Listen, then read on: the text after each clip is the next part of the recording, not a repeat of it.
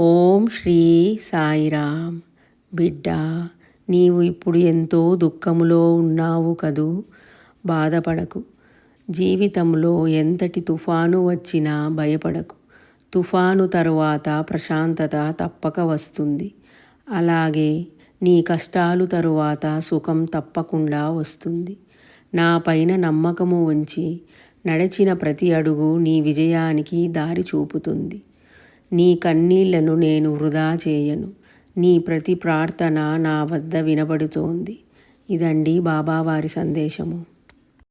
బాబావారు అంటున్నారండి, ప్రస్తుతము మీరు కష్టాలు అనుభవిస్తూ ఉండవచ్చు, కానీ మీరు భయపడాల్సిన అవసరం లేదండి. బాబావారు అన్నీ చూస్తున్నారు, అలాగే మీరు చెప్పేది అన్నీ వింటున్నారు.